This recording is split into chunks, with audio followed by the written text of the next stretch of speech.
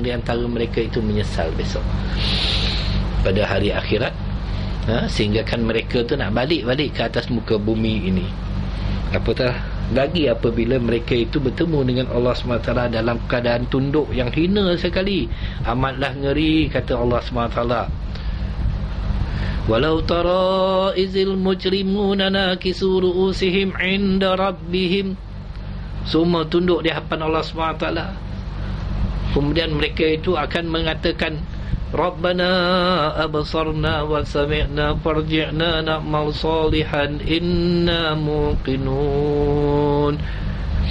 Wahai Tuhan kami, wahai Allah, kami dah lihat, kami dah dengar betapa pedihnya azab-Mu ya Allah. Kembalikanlah kami ke atas muka bumi, kami nak beramal. Ketika itu barulah kita nak balik untuk beramal.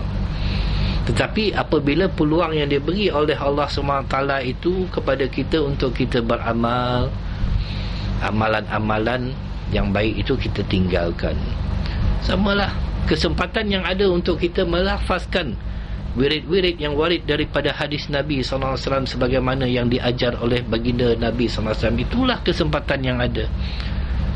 Tak mungkin kita akan melakukannya ketika kita sedang menonton TV.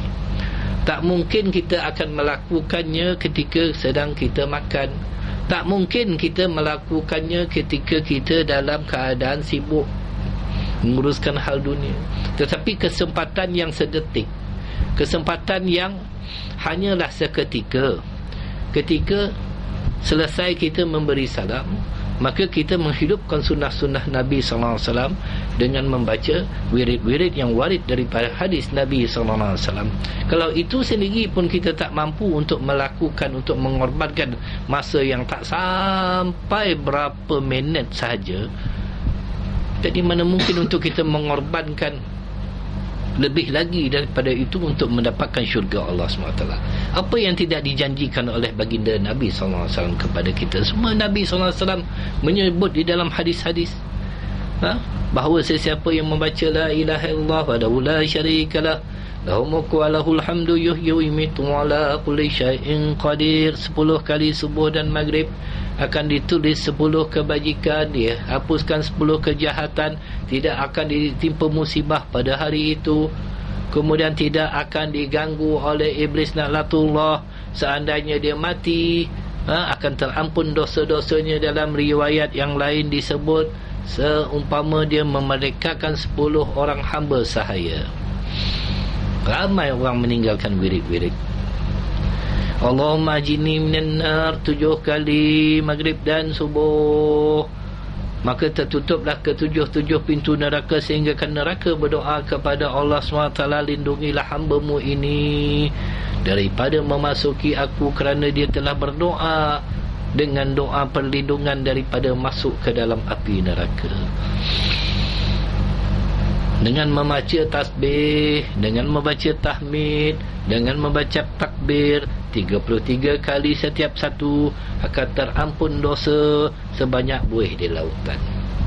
Jadi kalau kesempatan yang diberi oleh Allah SWT dalam waktu kita selepas solat itu kita tinggalkan begitu saja, maka amatlah malang, amatlah rugi bagi kita. Tidak ada sesuatu yang menghalang seseorang itu memasuk syurga Allah, kata Nabi SAW. Apabila selesai saja solat fardu, mereka membaca Allahu la ilaha illa huwal hayyul qayyum la ta'khuzuhu sinatu wa la na'um lahu ma fis samawati wa ma fil ard man zal ladzi yashfa'u indahu illa bi iznihi ya'lamu ma baina aydihim wa ma khalfahum wa la yuhituna bi syai'in min ilmihi illa bima syaa' wasi'a kursiyyus samawati wal ard wa la ya'uduhu hifdhuhuma wa wal aliyyul azim. Semua orang hafal ayatul kursi, tetapi kenapa kita tinggalkan? Yang tak sampai pun beberapa detik untuk kita melafazkannya. Ini yang terjadi pada hari ini kerana kita tidak lagi mengikut apa yang telah ditunjukkan oleh baginda Nabi SAW. Maka pengorbanan Nabi SAW itu lebih lagi untuk kita. Tetapi kita untuk berkorban untuk kebaikan diri kita sendiri pun kita tidak mampu. Baik. Maka baginda Nabi SAW sangat sayang kepada umat dia.